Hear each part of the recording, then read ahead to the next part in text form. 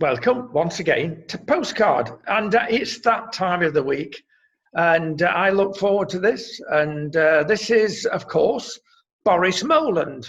You may think I've got that wrong, but I haven't, because Boris is the in word, and we're going to talk about dyslexia or Lisdexia, because Maurice Boland is a sufferer.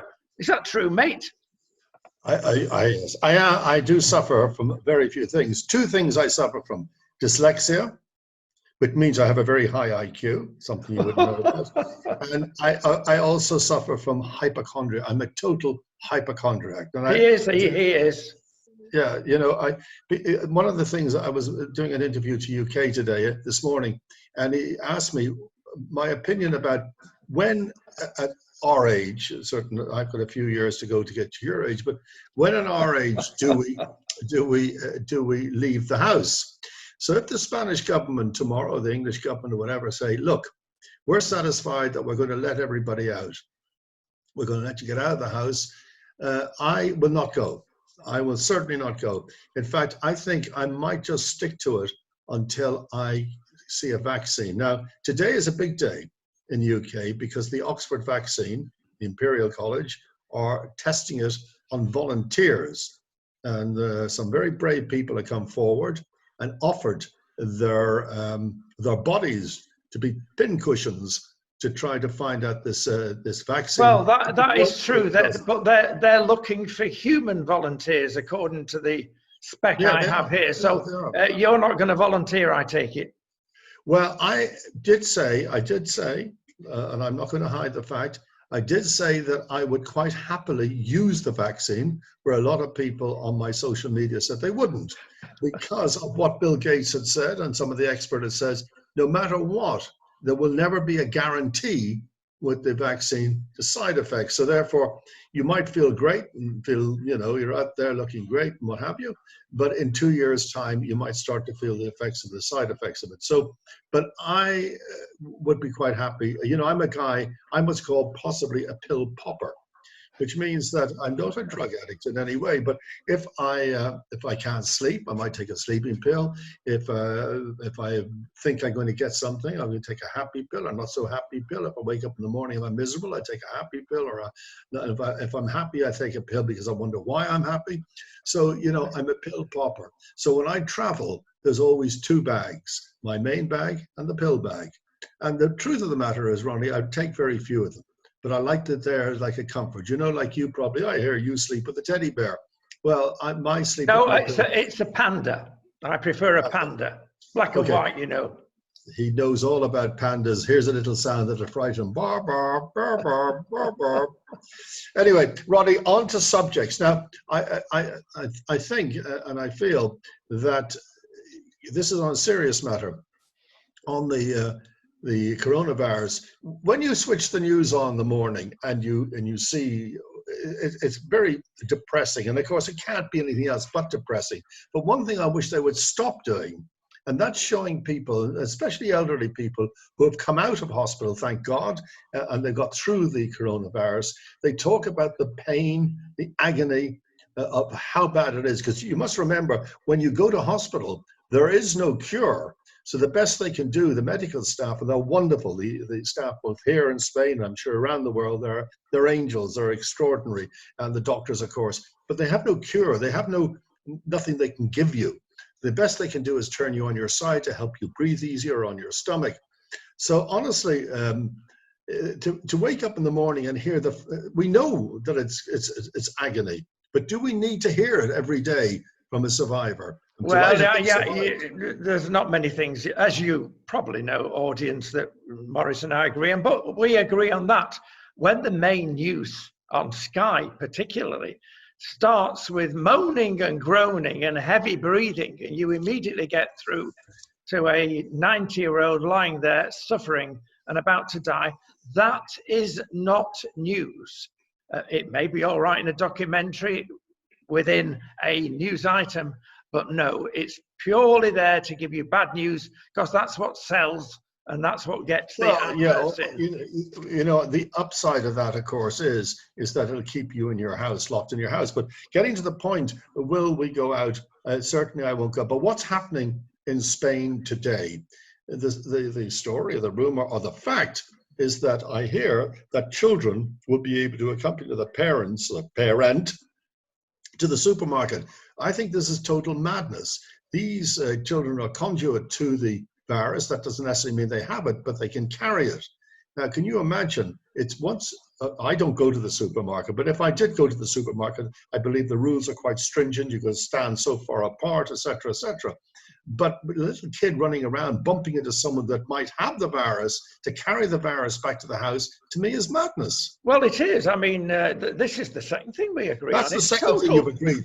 That's the second thing you've agreed on me on. No, this is going well. It's total chaos. And I've been talking to a lot of friends, even though we are locked down in Portugal, as you know, at the moment. But I've been talking to a lot of Spanish friends. Rodney, are you sure you're not locked up? Probably both at the same time. And my friends tell me, I don't want to take my kids out to the bank, the supermarket, or the chemist. Those are the three things I don't want. Fancy letting us go out. So the kids are in. They've been in for 40 days, Maurice. That is appalling. And they've got another 2 weeks at least to go.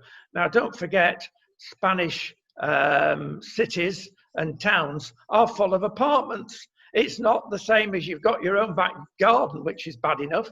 And some of them have not even got balconies. But you think of what people went through during the Second World War, the First World War. You know, this is the fact is, we're stuck in our houses, and I'm not talking about me or you, which have a garden outside, etc. But let's look at the majority of the public, both here in Madrid, Barcelona, wherever you might be, stuck in a house, maybe with no terrace at all, and they've been in there for 6 weeks. Now, look at this. You're 6 weeks sitting on a sofa watching Netflix, having the kids crying. I could put it to you this way, and I say this with all sincerity, that if I told you that Hyde Park had a mass killer loose, right? And would you take your children out to the park to play, even if it's for 1 hour a day? I honestly think your answer would be no. If you knew there was a mass killer, a mass murderer in the park loose, well, what is coronavirus? This is an analogy. Some people might think it's OTT. Well, what is it? No, I think you're right. I mean, the mass killer is going to kill everybody. Yeah. You only might kill 1 or 2, but would you risk it? So that's my point now. I'm desperate to see my children and my grandchildren, desperate to see them, desperate to hold them, desperate to kiss them, desperate to see them. But look, it's such a short period in our lives, 6 weeks, 7 weeks, 8 weeks, to keep ourselves healthy. And when you see New York or wherever the States, Miami out there, paying no attention to any of the rules of coronavirus, I'd like just to say to someone, do you want to die? Do you want to die? Why are you doing this? It is pretty sad. There's a lot of hype. It is dangerous. It's very nasty. Again, I was speaking to a pal who happens to be a heart surgeon in Gibraltar, went over to England to a major hospital there, and he caught the bug, and he's only 30 odd. And you it's think, not just for it won't affect you at 30 odd. Well, he was bad. What people don't perhaps realize is that the high temperature goes on and on and on. And actually, after day 12, he was seriously thinking, I'm giving up. I can't fight it anymore. He did recover. That was a turning point. The crisis was over. But this is a nasty germ, and it can affect everybody. Obviously, the elderly are more affected because they're not as resistant as younger people, but it does affect everybody. But you know, it's interesting to talk about the elderly. At first, I think the elderly were the least important. After all, their attitudes by younger people saying they've lived their life, let us live our life. If it comes to it, if it comes to the crunch, there's a bed, I can save your life or younger life. You remember all that sort of press that was going on. Interesting enough, yesterday as I was talking to Dame Esther Ransom, without name dropping, and she's got one of her child line things called Grey Line. It's for older people in care homes, etc., etc. And there is, there's a great scandal, as you know, in UK at the moment about care home health workers, the way they haven't been protected properly, etc., etc., coming almost like second-class citizens. But here in Marbella, where we have a tremendous record at the moment, I think a couple of hundred people maximum in our hospital and 34 dead, which means out of 20,000 dead in Spain, our record here is pretty good, and the police have done a wonderful job down here. The mayor of Marbella, who's a friend of mine, Angela Munoz, she made a statement the other day that there had been COVID-19 tests done on the senior residents, and 98.4% came back as negative. That's good news. It's good news that they're showing that. Going back on your stats, and I think we've mentioned this before, we know that the death ratio, we've got figures from all over the world. Spain is particularly high, as is France, of course, is Italy, and it's up to 13%. Now that confirms exactly what this ratio is. If there's 34 people have died in hospice, so this is a serious disease. But we keep mentioning that certain countries have not been very wise. Spain perhaps is one of them. England, certainly, with the number of arrests in England. Those figures that you're mentioning, I think we're talking here in Spain around 20,000 dead. In England, they're talking about 12 or 13, but they haven't counted the thousands that have died in care. They haven't mentioned them at all. No, it's absolutely nonsense. You're right. That's very controversial at the moment. They could be, after America, or even parallel with America, the biggest of all deaths occurring because of the coronavirus. So I don't see things in England easing like it has a bit in Spain. And I must say, we don't know the result yet of the first phase that was released last week of workers. I said unskilled workers on your show last week, and I apologize to every one of them. There are people that work in the very skilled workers who work in the construction industry and places like that.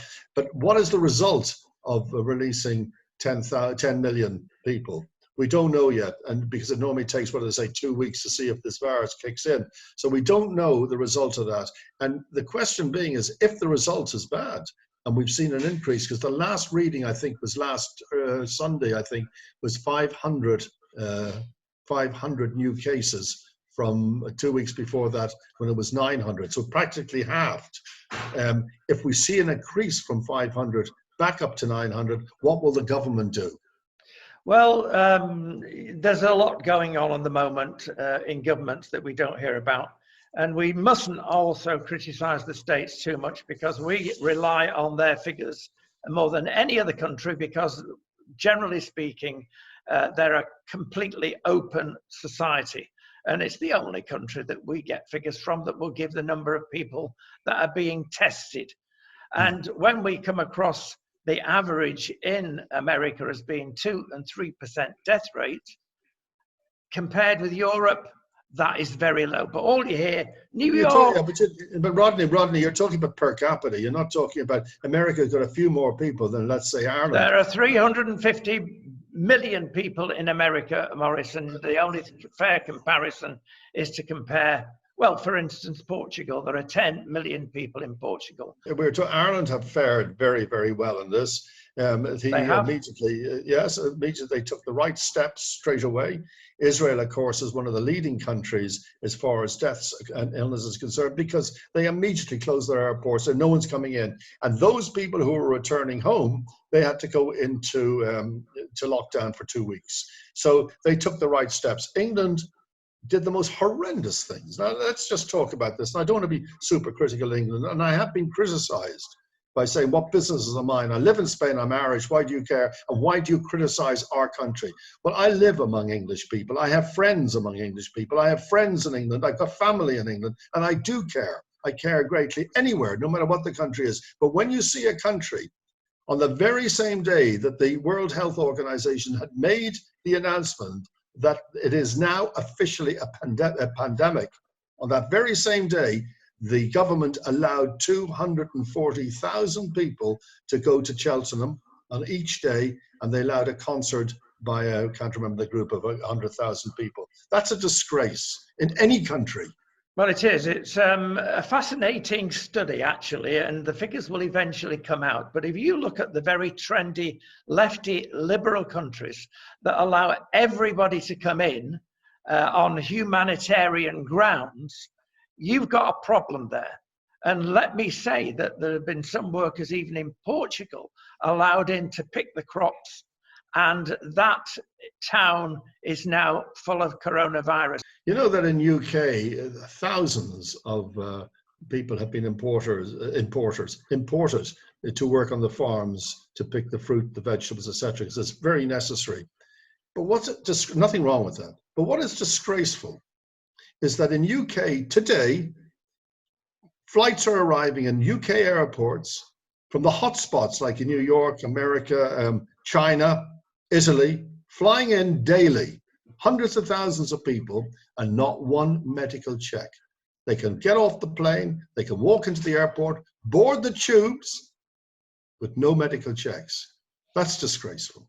Well, yeah, I agree with that, but I will That's three times you've agreed with me. In one sense, because you've just said they can come in and pick crops. I would say, look, what's the young people doing these days? They're not picking crops. They wouldn't bend down to pick crops. They won't even bend down to go and work in McDonald's. Well, I don't blame them when the government gives them between 70 and 80 quid a week to stay at home with mum and dad, with free accommodation and free food. It's diabolical. About time that was stopped, and perhaps we wouldn't need all the foreign workers coming in. Well, look, the fact is it's happening not only in England, but happening everywhere. But okay, bring them in, but make sure that you check that they're not carrying any disease with them. And that's really important. Can we just get a more, like, not a happier note, certainly not a happier note, but if I mention the name Ronan O'Reilly, does that mean anything to you? Yeah, well, I do. It sounds Irish to me. Yes, I know what you're going to say. Go on. Ronan O'Reilly is the man who I suppose is responsible for radio music as we know it today. The reason I'm saying that is he founded Radio Caroline. I don't know if you remember Radio Caroline. You were probably too old to listen to it then. But Radio Caroline was the forefront of all the sort of young music that was being put out. Remember, prior to Radio Caroline, you only had BBC Radio 2. That's all you had, BBC Radio 2. And then all of a sudden, because of Ronan O'Reilly, because of Radio Caroline, and the very first record played on Radio Caroline was by a young DJ called Tony Blackburn. And many of the presenters today who are working as radio presenters in music world all started their life on Radio Caroline. And I believe that ship is still out there broadcasting in wherever the sound or wherever it is. But Ronan O'Reilly had the foresight to do that and make it force the BBC to open BBC Radio 1, and many other radio stations opened after that. I'd like to salute him on your program and remember him. May he rest in peace. Well, indeed, the DJ scene has changed radically. Some people, perhaps not for the better, but the good old are still there. Some of them have even gone to America, and even in their 80s, dare say, are still broadcasting on local radio, usually. Mm-hmm. But once it gets in the blood, and it's in your blood at Maurice, still. Well, you know, because of Ronan O'Reilly, I was getting through to some people because I lined up an interview the other day, and there's a new radio station in England.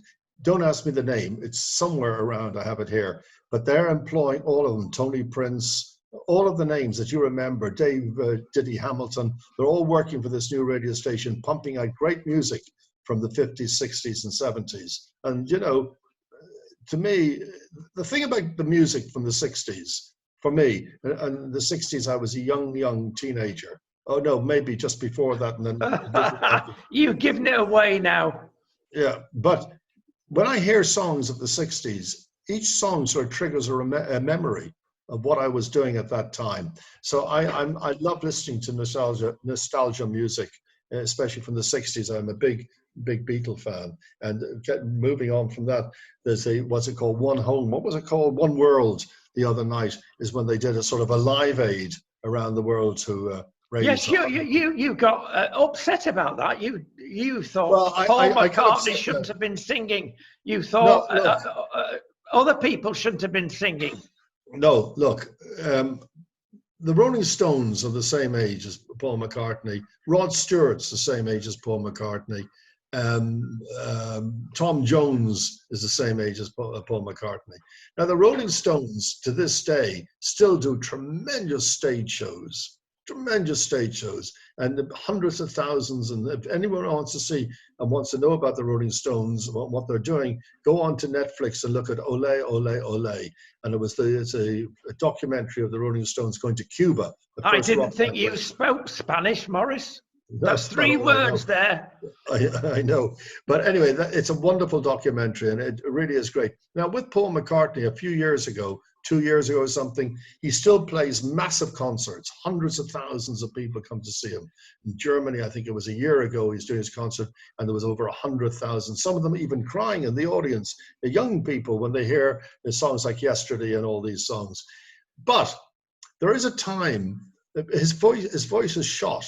It's not like Rod Stewart's or like Tom Jones. His voice is shot, so he struggles to hit notes. And I think it's a great shame for a great artist like him. The argument on the other side is, my God, Maurice, it's Paul McCartney. Just to see him is good enough. Now, my brother who lives in San Francisco last year went to see Ringo Starr.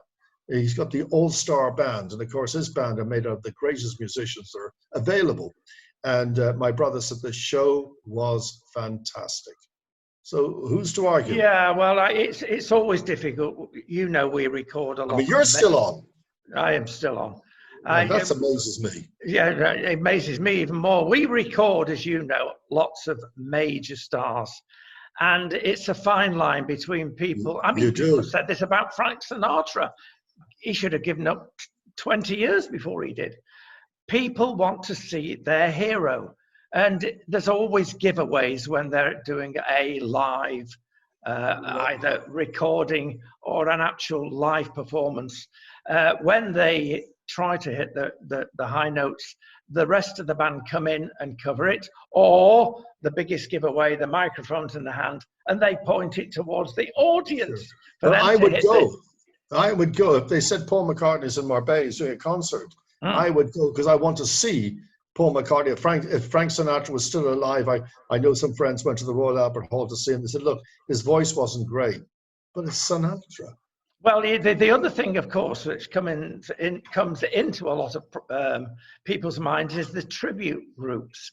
Now, we have actually filmed some tribute groups, and I'm going to say this and get into trouble, that are better than the original. Not many, because there's never like an original. But one or two of them, hang on a second, Maurice, are better than the original, but it's not the same. It might be good music, may sound better.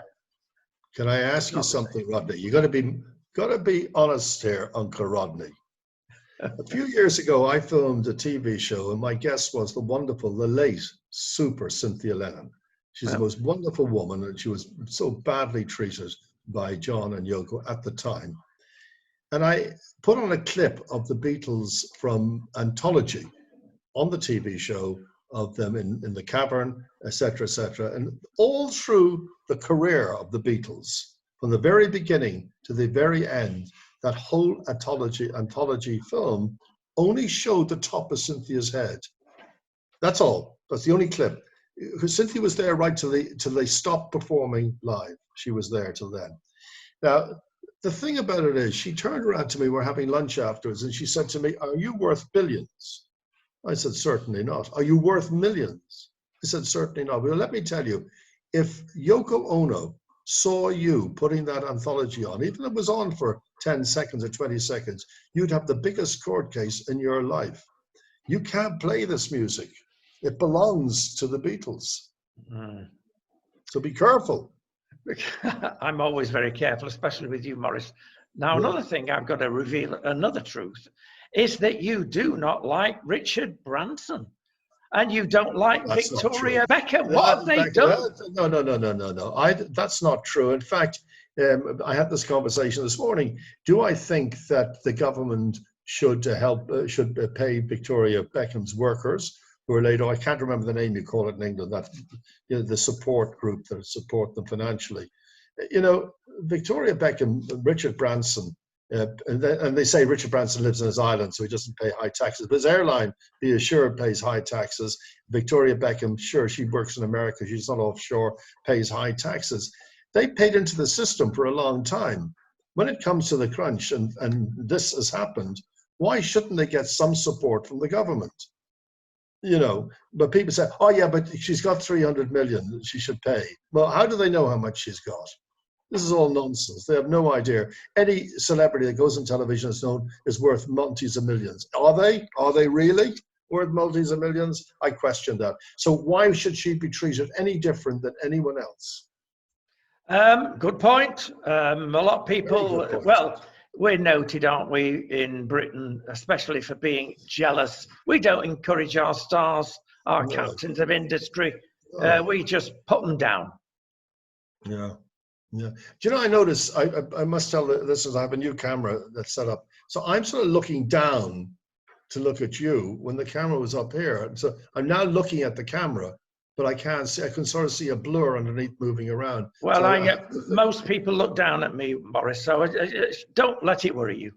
Well, I've always looked down at you, Rodney, and you've always looked up to me. But so that's why I'm looking down all the time, because I got this new camera and I don't know, I haven't positioned. Well, yeah, you definitely look different. Better, I'm not sure, but you look different. Yeah, but the picture looks good behind you. Finally, Maurice. Yes. We've got to talk about Captain Tom. He's collected a fortune. I did see something very naughty this week about the fact that his daughter or son-in-law or somebody was making a packet running a charity. Now, I can't verify that, but this is a bit nasty. It comes over, and this is the bad side of social media. Somebody out there is always about to get you, but the problem with social media, of course, is there's no comebacks, largely. They say there is, but there isn't. If you were working for a newspaper and saw that, the newspaper would be sued something rotten, and quite rightly so. They build you up and knock you down, as you say. Good luck to Tom Moore, Captain Moore. Good luck to him. Good luck to his 28 million that he's raised for charity, maybe more now for the NHS charities. Good luck to him. Good luck to him. And he's shamed the government in many ways. The problem is when the government's asked questions like Piers Morgan asked this morning, how many deaths have there been in care homes? The minister couldn't answer. Well, that's disgraceful. You don't go on a show until you've researched and you know that someone like Piers Morgan, who's a shock jock, will ask these questions, and yet they shame themselves every time. Well, we started with death. We finished with death. Hope we've cheered you all up. This has been Mr. Death, Maurice Boland. Mr. Death, thank you. I will see you shortly, and I hope I'm alive at the time. What a wonderful story that would made in the press. We called him Mr. Death. He put the phone down and he died. I do apologize to everyone that I'm looking down. I'll have to get this camera positioned in the right place. Yes. Okay. That's goodbye, really it, Maurice. And it's goodbye from him and goodbye from me from Postcard from Marbella. Oh, well done. Thank you very much, sir.